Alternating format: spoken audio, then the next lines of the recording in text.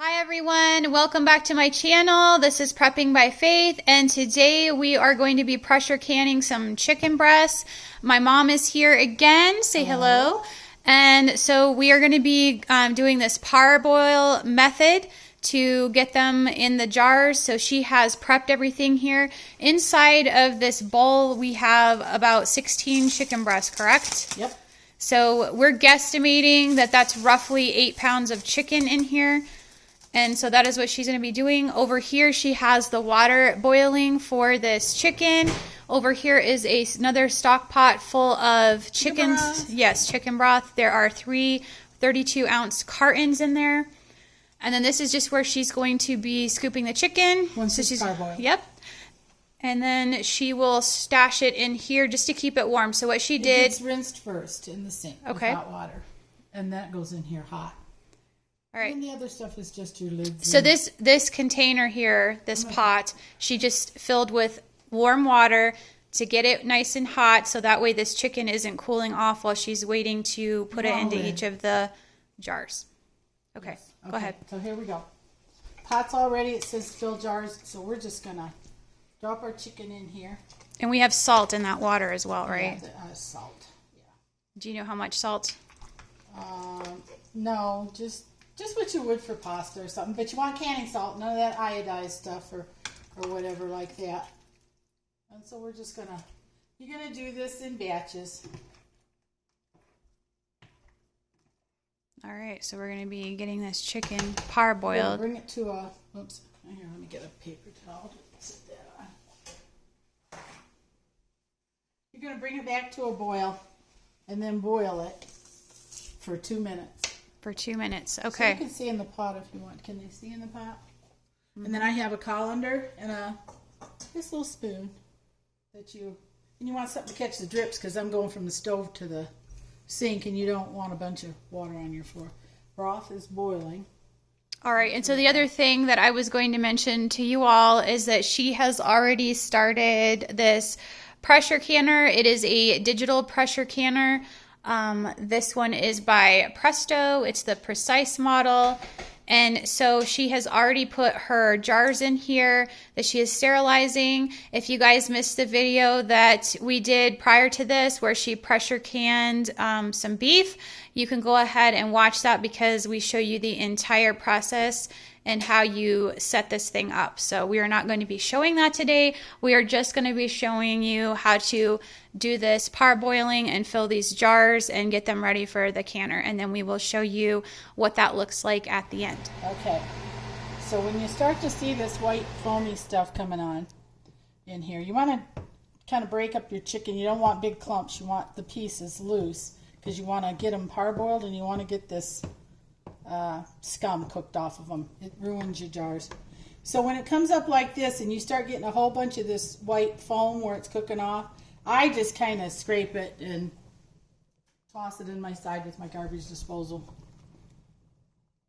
And then we forgot to show you where I rinse. So we're going to show you how we get it out of here and actually rinse the chicken when you take it out of this. So here we are. We're going to take this out. Just going to put it in the strainer.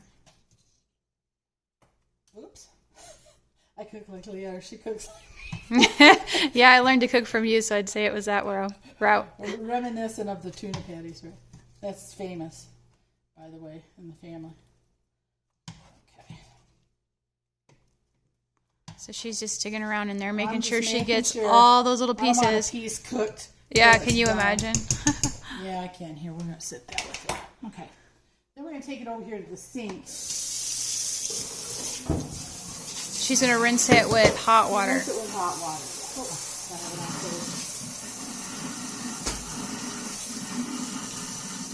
Because if you rinse it with cold, you're just going to end up cooling off the chicken, which you're trying to keep hot. Which we don't want to do that. So we don't have the hottest hot water tank in town either. Okay.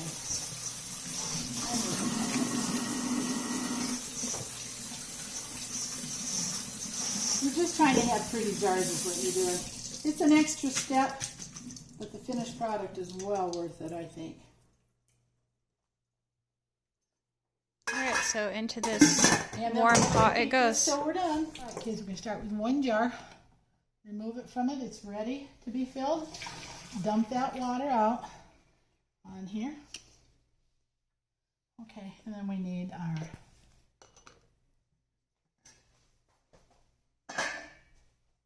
I need a clean spoon now. Okay.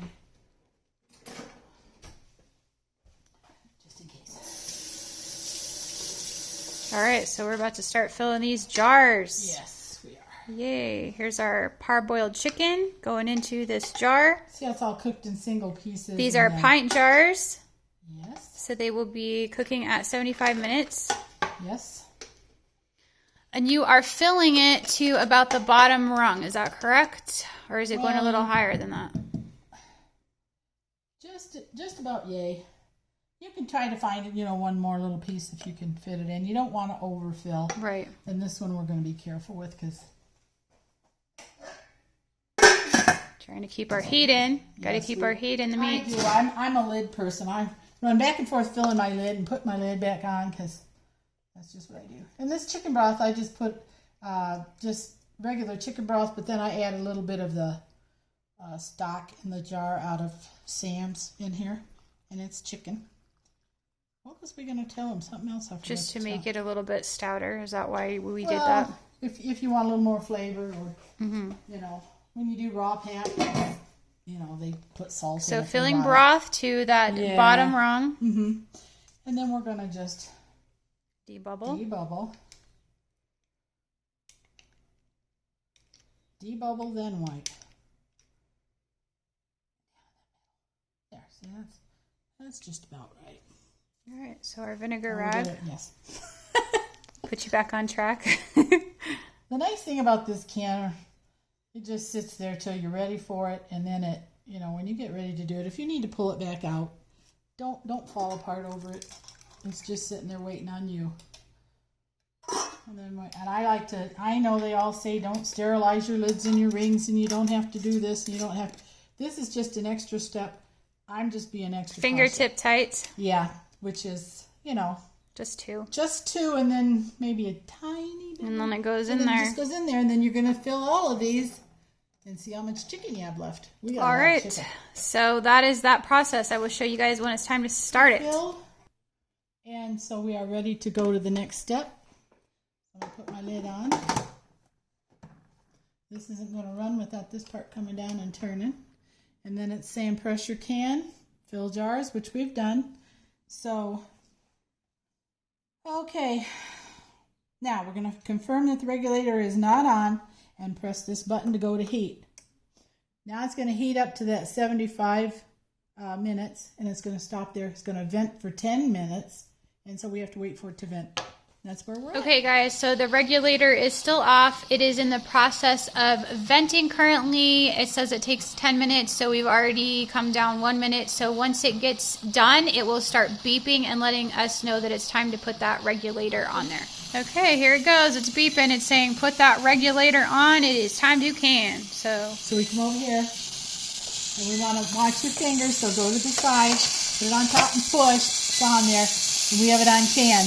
We've got over here to be vent. So we don't want it on vent, we want it on can. Exactly. So then it's done all of this, and we just want to now press this and advance it. My time came up, I put in there. This is the point if you had the wrong time in, you better unplug it. Or hit your cancel button and then unplug it. But there we go. We're going to let it go, and it's going to build up till it's hot enough, and then it'll start counting down. Yep, so it's going to heat up to that point, and then it's going to pressure can for 75 minutes, and then it's going to probably take another hour and a half or so to cool down enough. So we're looking at probably roughly around 3-hour time span before we can actually pull those jars out and make sure that they all sealed and everything's good to go. Look here. Look at the steam. So there we go. That's what we want. It's rocking and rolling. All right, you guys. Here's the jars. There are 8 of them. And look how beautiful they are. They look very nice. And we're probably going to have to wait for some of them to seal. But that is something that you guys have to do, is to check that that sealed properly. And if you guys missed the other video I did, which I'm linking for you, you can see what an unsealed jar looks like versus one that did seal properly. So we did that on purpose, right? All right. We timed it that way for you so that you had an example. Anyway, if you guys have enjoyed this video, please like, share, and subscribe. And remember to pray, prep, and put God first. God bless.